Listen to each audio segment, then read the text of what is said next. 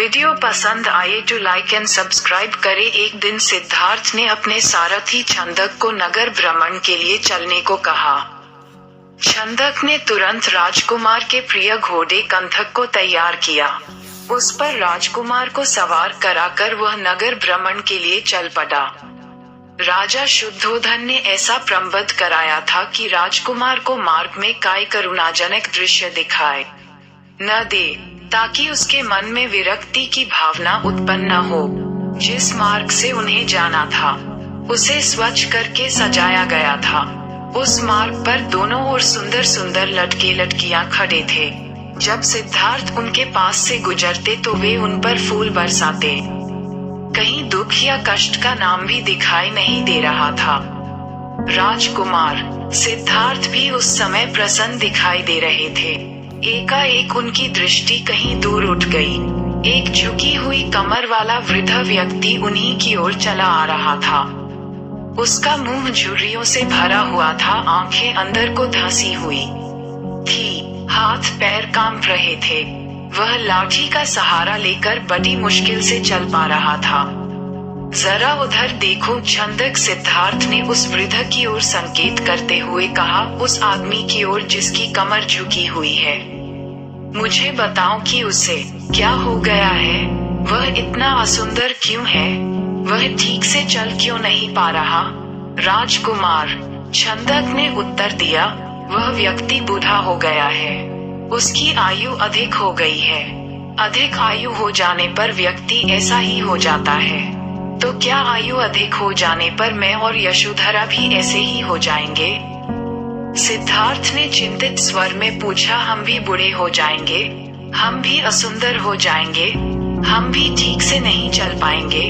सच यही है राजकुमार, छंदक ने उत्तर दिया, ऐसा सभी के साथ होता है। बूढ़ा हो जाने पर मनुष्य की यही दशा होती है। शरीर इसी प्रकार कमजोर और असुंदर हो जाता है। सिद्धार्थ की सारी प्रसन्नता छूमंतर हो गई। उन्होंने छंदक को महल लौट चलने की आज्ञा दी। जब सिद्धार्थ अपने महल पहुंचे तो उन्होंने यशोधरा को अपनी प्रतीक्षा करते हुए पाया। उन्हें उदास देखकर यशोधरा ने पूछा, क्या बात है स्वामी, क्या आप थक गए हैं? नहीं यशोधरा, सिद्धार्थ ने एक लंबी सांस लेकर उत्तर दिया, मैं थका हुआ नहीं हूँ। बात यह है कि आज मैंने एक ऐसे व्यक्ति को देखा जो बहुत कमजोर था। उसका पूरा शरीर कांप रहा था, उसकी आंखें झुकी हुई थी और वह असुंदर हो गया था। छंदक कहता है, वह बुढ़ हो चुका है। बूढ़ा हो जाने पर ऐसा ही होता है। ये देखकर मेरा मन उदास हो गया। इस प्रकार तो मेरी दशा भी आगे चलकर ऐसी ही हो जाएगी। आप व्यर्थ ही दुखी हो रहे हैं। यशोधरा ने कहा, छोड़िए इस बात को, आप अपने मनोरंजन कक्ष में जाइए। पिताजी ने आपके मनोरंजन के लिए खास नर्तकी और गायिका को बुलाया है। आप वहां जाकर मनोरंजन कीजिए, आपकी सारी उदासी दूर हो जाएगी। यशोधरा की बात मानकर सिद्धार्थ मनोरंजन कक्ष में चले गए। वहां नर्तकी और गायिका ने अपनी कला का भरपूर प्रदर्शन किया। उन्होंने सिद्धार्थ की उदासी को दूर करने का पूरा प्रयास किया, लेकिन सिद्धार्थ की उदासी दूर न हुई। उनकी आंखों के सामने रह रहकर वही वृद्ध व्यक्ति घूम रहा था जिसे उसने मार्ग में देखा था। वह बार बार यह सोच रहा था कि क्या बूढ़ा होने से बचने का कोई उपाय नहीं है। कुछ दिनों बाद अचानक सिद्धार्थ ने पुनः भ्रमण की इच्छा व्यक्त की। इस बार छंदक एक रथ सजाकर ले आया। रथ पर सवार होकर सिद्धार्थ पुनः नगर की ओर भ्रमण की ओर चल पड़े। इस बार छंदक पूरा प्रयास कर रहा था कि राजकुमार को कोई करुणाजनक दृश्य दिखाई न दे, लेकिन जो होना होता है वह होकर ही रहता है। मार्ग में सिद्धार्थ को एक रोगी व्यक्ति दिखाई दिया। वह रोग के कारण कराह रहा था। सिद्धार्थ ने तत्काल रथ रुकवाया और छंदक से पूछा, इसे क्या हो गया है? यह इस प्रकार कराह क्यों रहा है? राजकुमार छंदक ने उत्तर दिया, इसे रोग ने घेर रखा है। ये रोग के कष्ट को सहन नहीं कर पा रहा, इसी कारण कराह रहा है। परंतु इसे रोग ने क्यों घेर लिया? सिद्धार्थ ने आश्चर्य से पूछा। छंदक ने उत्तर दिया, रोग तो बड़े बड़े स्वस्थ व्यक्तियों को भी घेर लेता है, उन्हें भी रुला देता है। इसमें आश्चर्य की कोई बात नहीं है। अपने जीवन काल में कोई न कोई रोग लगभग प्रत्येक व्यक्ति को हो जाता है। ओह, सिद्धार्थ बड़बड़ाए, तो रोग भी मनुष्य को कष्ट पहुंचाते हैं। इनसे भी मनुष्य नहीं बच सकता, मैं भी नहीं बच सकूंगा। जब मुझे भी कोई रोग हो जाएगा तो मैं इसी तरह दर्द से कराहूंगा। छंदक ने रथ को आगे बढ़ाया। थोड़ा आगे चलने पर सिद्धार्थ को एक शव यात्रा जाती हुई दिखाई दी। उन्होंने पुनः छंदक से प्रश्न किया, ये कैसा दृश्य है? 4 व्यक्ति अपने कंधों पर किसे लेकर जा रहे हैं? इनके पीछे कुछ लोग रोते हुए क्यों जा रहे हैं? राजकुमार, छंदक ने उत्तर दिया, यह व्यक्ति मर गया है।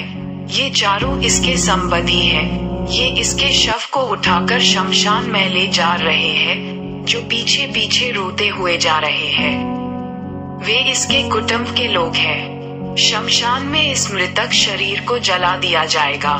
यह व्यक्ति मर क्यों गया? सिद्धार्थ ने अगला प्रश्न किया। छंदक ने कहा, मृत्यु इस संसार का एक अटल सत्य है।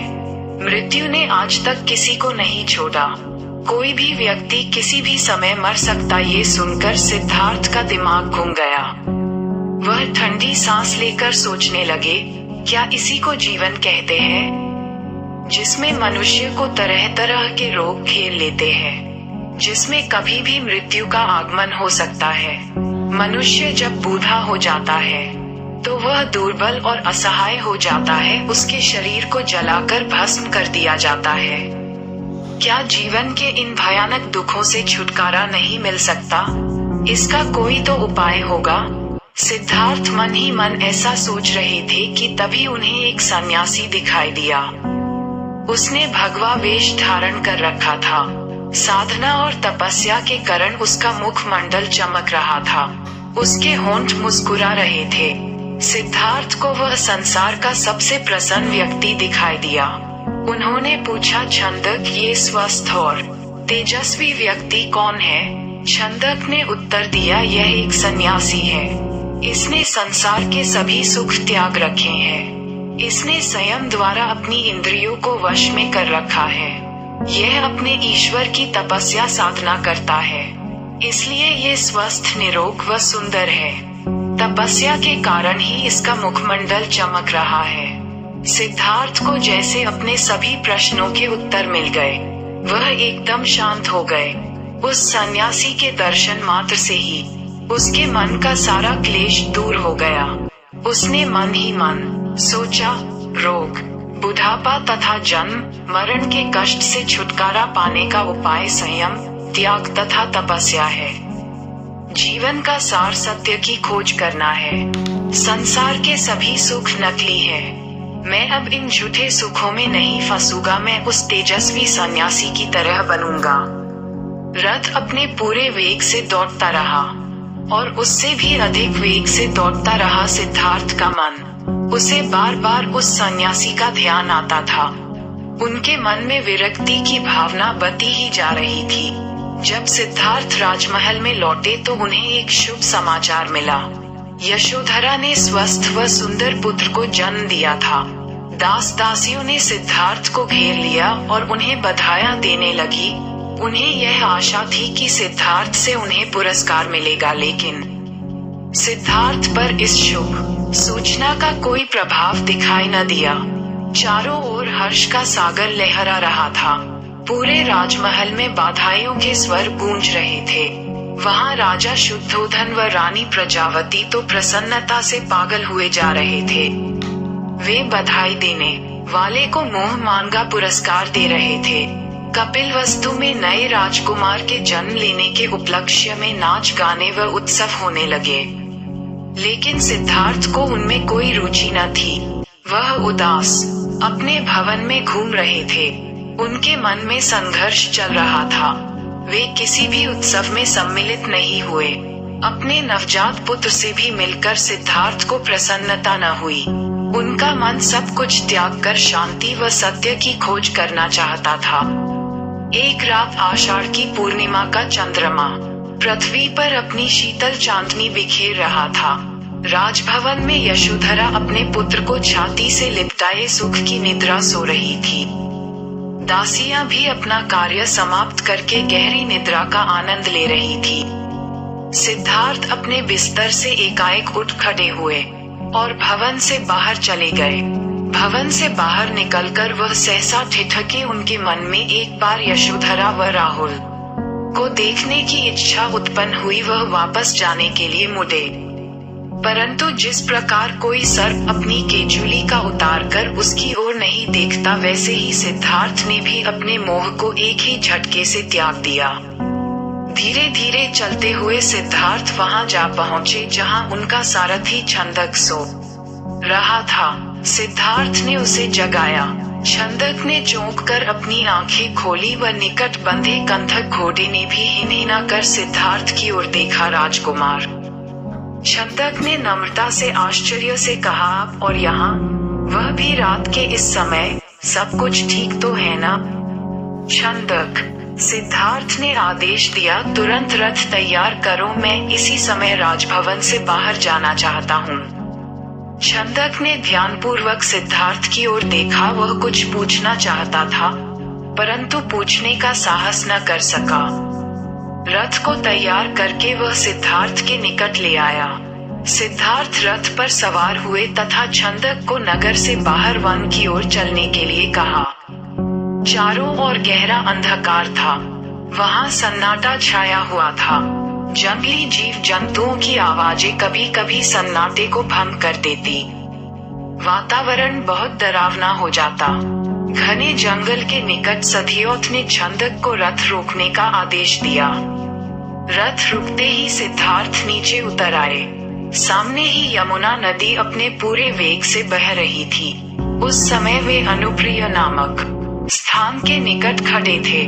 सिद्धार्थ ने अपनी राजसी वेशभूषा उतार दी। साथ ही उन्होंने एक एक करके अपने आभूषण भी उतार दिए। अपने वस्त्र व आभूषण उन्होंने छंदक को दे दिए तथा लौट जाने का आदेश दिया। छंदक सिद्धार्थ के पैरों में गिरकर फुट फुट कर रोने लगा। वह हाथ जोड़कर कहने लगा, यह आप क्या कर रहे हैं राजकुमार? जब आपके माताजी व पिताजी को आपके सन्यासी बन जाने की बात का पता चलेगा तो उन पर दुखों का पहाड़ टूट पड़ेगा। रानी यशोधरा पर क्या बीतेगी? आप अपना निर्णय बदल लीजिए। मेरे साथ राजमहल लौट चलिए। नहीं छंदक, सिद्धार्थ ने सुंदर व सुगंधित बालों को काटकर कहा, मैं अब नहीं लौटूंगा।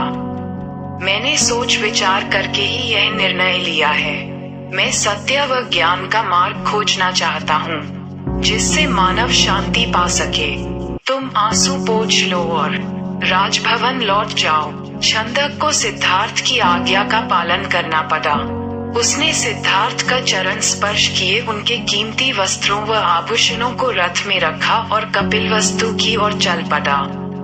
जिस समय छंदक राजभवन में लौटा, सुबह का प्रकाश चारों ओर फैल चुका था। राजा शुद्धोधन बाग में भ्रमण कर रहे थे।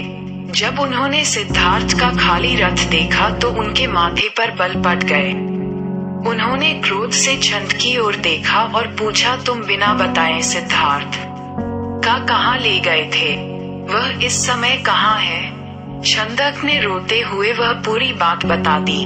फिर रथ से सिद्धार्थ के कीमती वस्त्र व आभूषण लाकर उन्हें सौंप दिए। शुद्धोधन उन वस्त्र आभूषणों को छाती से लिपटाकर फूट फूट कर रोने लगे। उन्होंने कहा, विद्वान पंडितों व ज्योतिषियों की भविष्यवाणी आज सच हो गई। मेरा बेटा संसार के सभी सुखों को ठुकराकर सन्यासी बनने चला गया।